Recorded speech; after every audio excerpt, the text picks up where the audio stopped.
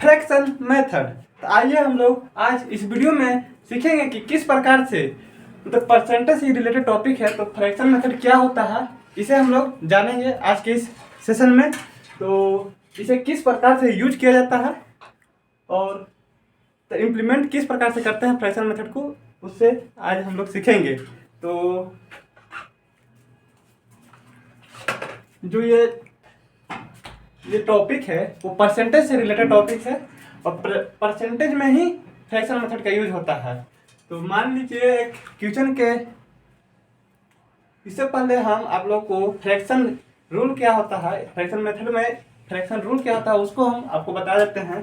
तो fraction rule में क्या है कि पहला रूल है कि क्यू जो होगा लेस देन पी। आप लोग सोच रहे हैं कि क्यू क्या है यहाँ पे और पी क्या है, तो हम बता दें कि जब फ्रैक्शन होता है, फ्रैक्शन को हम लोग पी बाई क्यू के रूप में लिखते हैं।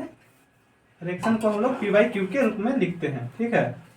तो यहाँ पे क्या हुआ, पी न्यूमरेटर हुआ और क्यू डिनोमिनेटर। तो पी बाई क्यू के रूप में जब फ्रैक्शन को लिखते हैं तो उसी चीज़ को यहाँ पर है जो फ्रैक्शन का रूल में है कि फर्स्ट रूल क्या है कि क्यू जो होगा लेस देन होगा पी से, और सेकेंड रूल क्या बोलता है कि पी सेकेंड रूल है Q is greater than P, यानी कि इसका यूज हम लोग करेंगे कब, तो जो फर्स्ट रूल है Q is less than P, अगर जब आपका जो मान लीजिए कोई भी आपके पास कुछ भी पैसा है, इनिशियल अमाउंट जो होगा आपका, अगर वो बाद में अगर कम होते जा रहा है, कहीं कहीं आप खर्च कर देते हैं कुछ खरीदने में, मान लीजिए कभी आप जूता खरीदने चल गए, फिर कुछ समय बाद उसी पर जो पैसा बचा है उसको आप कहीं और इम्प्लीमेंट कर दिए, मान लीजिए कुछ कॉपी किताब खरीदने चल गए, तो अगर जो पैसा बचा, मान लीजिए यहाँ पे क्या हो रहा है कि डिक्रीज हो रहा है आप लोग का आपका पैसा, तो डिक्रीज अगर हो रहा है तो यहाँ पे फर्स्ट रूल लगेगा, यानी कि Q is less than P.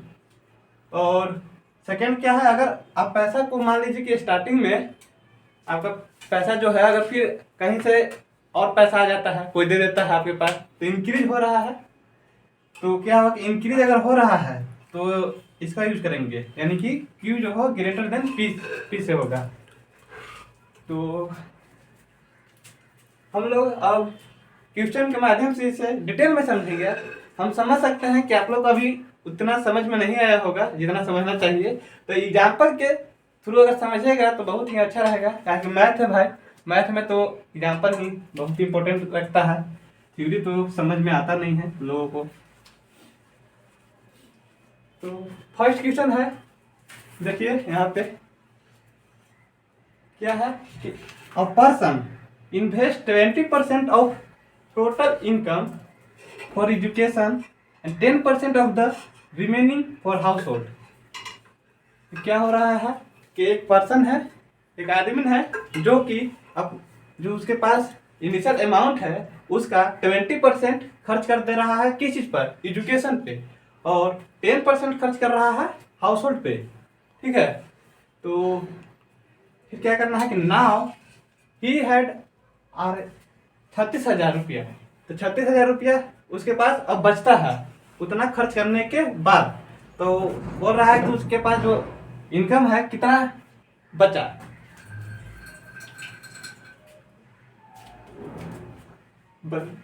What was his income, मतलब स्टार्टिंग जो इनकम है वो क्या है, इसका बात फाइंड करना है यहाँ पे। तो हम लोग के पास जो 36,000 है, तो 36,000 बचा था, तो 36,000 को हम लोग यहाँ लिखिए 36,000। उसके बाद क्या करना है कि जो 20% है किसका है, इनिशियल अमाउंट का, तो मतलब परसेंटेज में क्या मानते हैं कि इनिशियल में मतलब 100 होता है, तो 100 के हिसाब से मान लीजिए 100 आपके पास है, उसमें क्या हो रहा है कि 20% आपका कमी हो रहा है, तो इन्वेस्ट कर दे रहा था घट जा रहा है, तो 20% कम हो गया तो कितना बचा 80। फिर क्या करना है कि 10% का कम हो रहा है, कितना यहाँ हो जाएगा 90।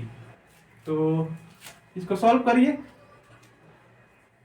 कैंसिल हो गया, ये 0 से 1 0, फिर क्या हो गया 9 से इसे कट कर दीजिए, 4 बार में चल जाएगा। फिर क्या बचा, 8 से इसको काट दीजिए, 500 बार में हो गया।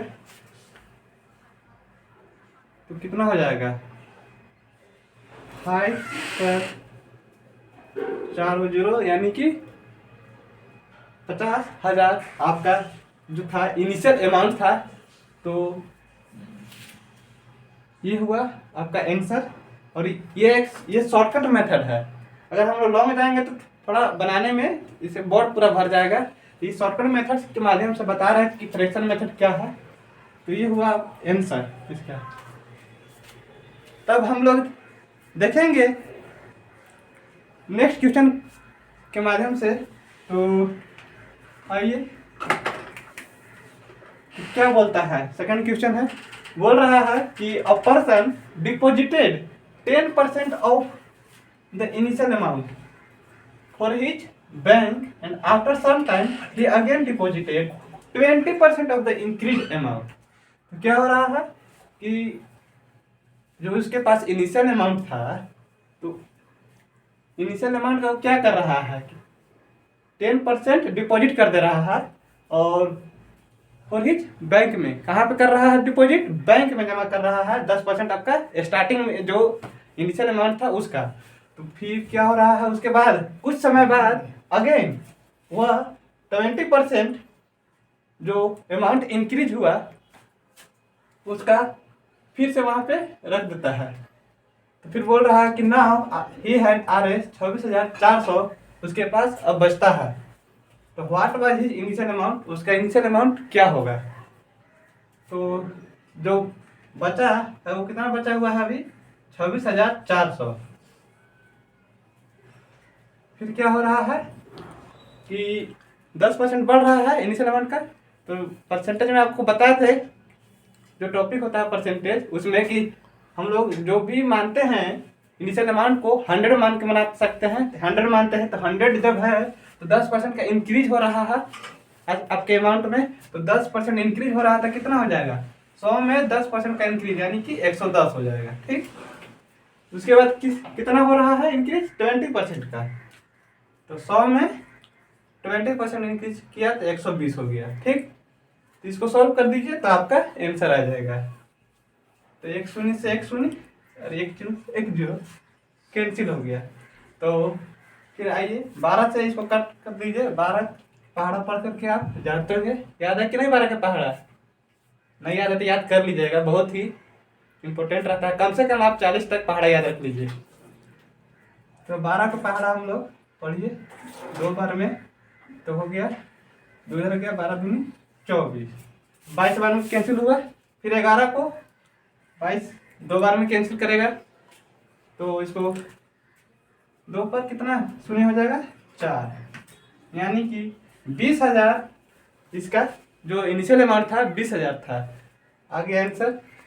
तो आपको अगर यह समझ में आया है तो आप इस वीडियो को लाइक करें और अपने दोस्तों के पास शेयर करना ना भूलें।